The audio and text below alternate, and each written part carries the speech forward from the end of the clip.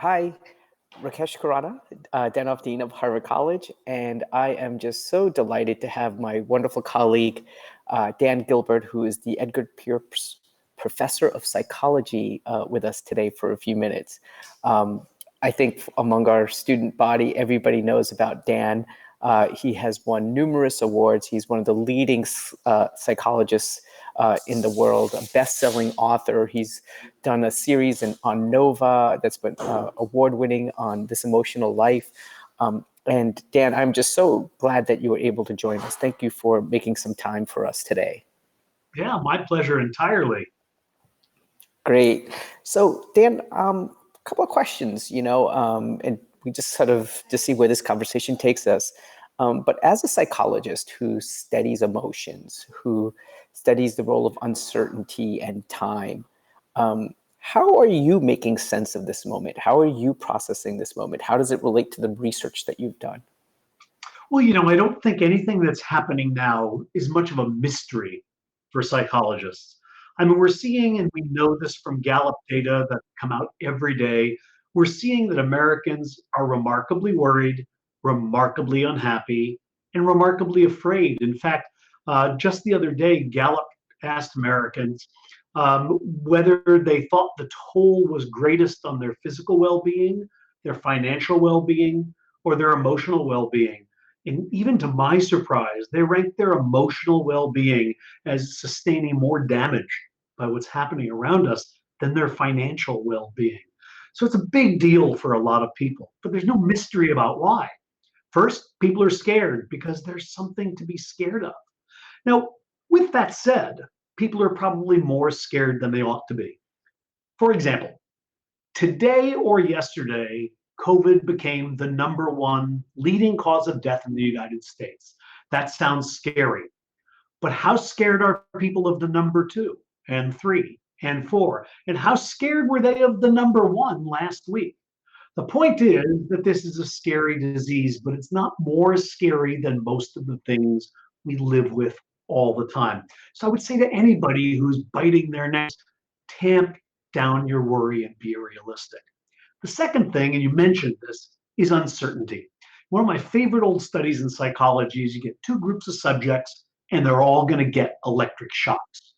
One group is told you're going to get a series of high voltage electric shocks. They're going to hurt. There will be 20 of them. The second group is told you're going to get a series of electric shocks, 20 of them. Many of them will be high voltage. Some of them will be low voltage. You won't know from trial to trial. They get their shocks, and guess who reports that it's more painful? The people who actually got fewer high voltage shocks, but didn't know from trial to trial which one was coming. FDR said, there's nothing to fear but fear itself. And in a way, he was right. People fear uncertainty. So these two things have combined to create a moment that I think is very difficult, but isn't particularly mystifying from a psychological point of view. One question for me is, since uncertainty and fear have been part of the human condition for a really long time, what are the psychological tools that we have at our disposal that allow us to still act in the face of fear or still make decisions in the face of uncertainty? What are the ones that we know are effective? Are these things that we have any agency or choice in deciding to employ? Well, we do have some choice. I mean, emotions feel like they are visited upon us by the situation. I can't help but laugh or cry. It's not entirely true. In fact, people have some capability, not full capability, but some capability to regulate their emotions. There's lots of ways of doing this. Some of them work, some of them are terrible. It just turns out that mainly people don't know which ones are the good ones and which ones are the bad ones. One of the most effective ways to regulate emotion is to reframe situations. We don't respond emotionally to what's happening in the world. We respond emotionally to how we think about what's happening in the world. Emotions are responses to thoughts. Any therapist, you go to a therapist, they'll do cognitive behavioral therapy with you for most problems you bring them. And mainly what they're going to do is help you see the world in a different way. When you see it in a different way, you emotionally respond to it in a different way. So that's why, for example, I started by reminding anybody who's listening, this is a scary disease. It's no scarier than all the other diseases that we live with and that we confront. So just as you are, if you're my age, you get up, you're worried, I don't want to have a heart attack, I don't want to have a stroke, I better take precautions. That's how you should feel about this too. You're taking sensible precautions, but there is not a killer standing at your door trying to get under it so it can murder you. Be sensible about how you think about this threat.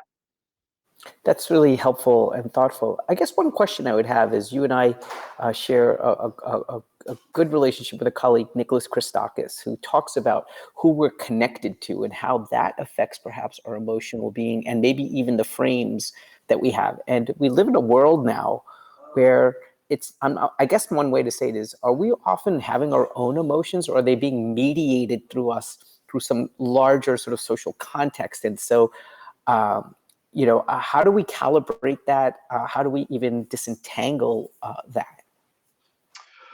Uh, well, certainly social connection is the key. I mean, I've studied happiness for a lot of my career, and people will, of course, their number one question is, really, what's the secret to happiness? The secret to happiness is no damn secret at all. It's other people. I mean, your network of family and friendships is the single best predictor of your emotional and physical well being, better than many things you think might matter more. Um, some people find this surprising, but I bet very few of us find it surprising now. Maybe last month, but not today. Because those of us who've suddenly been locked away from our normal web of social connection suddenly realize how important they are.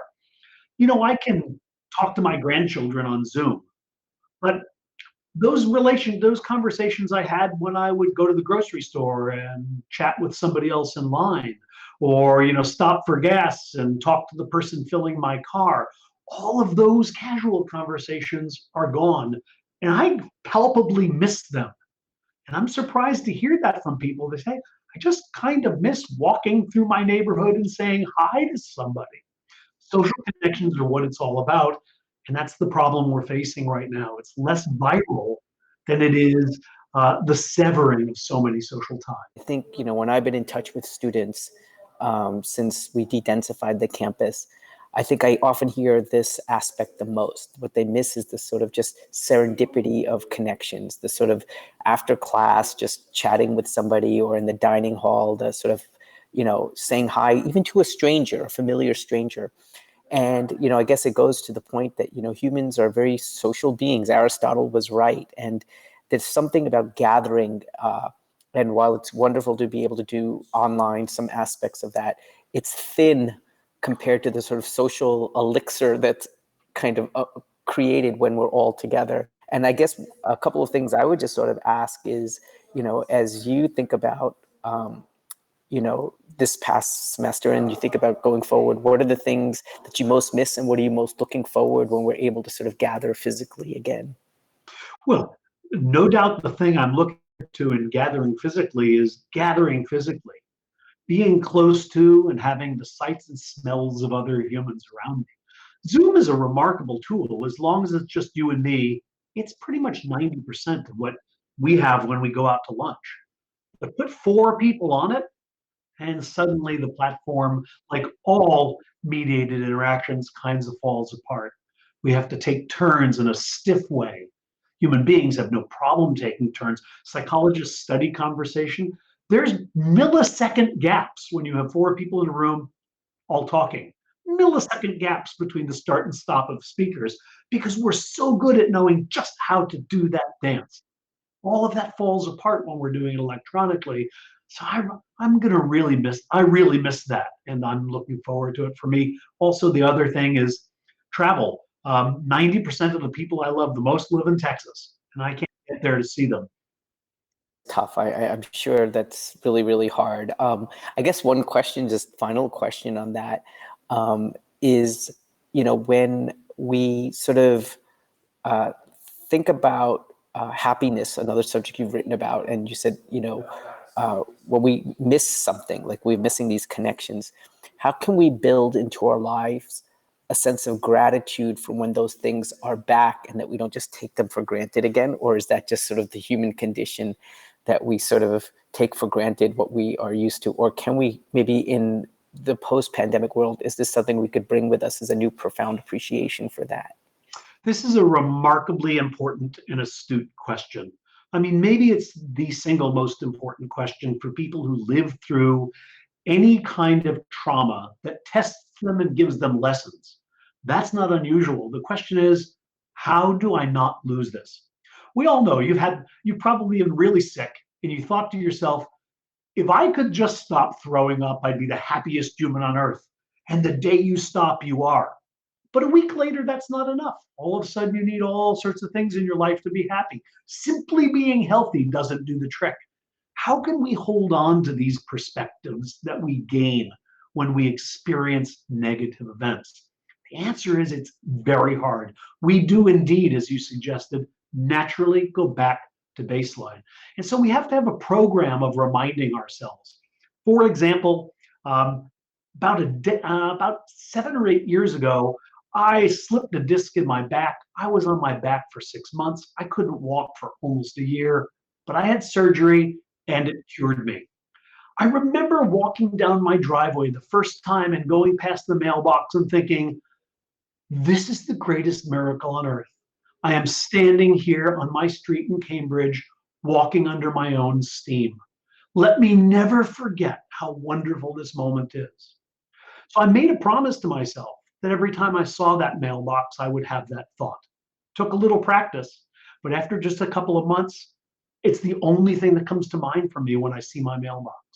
As a result, every morning of my life, when I walk to William James Hall for just one moment, I am grateful that I am walking.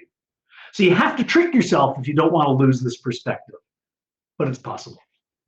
That's wonderful, and what a wonderful way to end. I mean, I hope this moment reminds us of how important we are to each other, something that we won't forget, how it might deepen our wells of empathy, also seeing the people who are out there putting themselves out to protect others, and that we don't forget that, and also revealing things about our society that we may want to improve.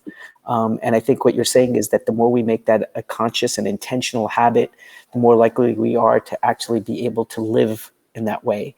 I'm so grateful to have you as a colleague, Dan, and so appreciative of everything you do for our students, our community, and wishing you and your loved ones health and well-being during this challenging moment. And thank you for your perspective. My pleasure.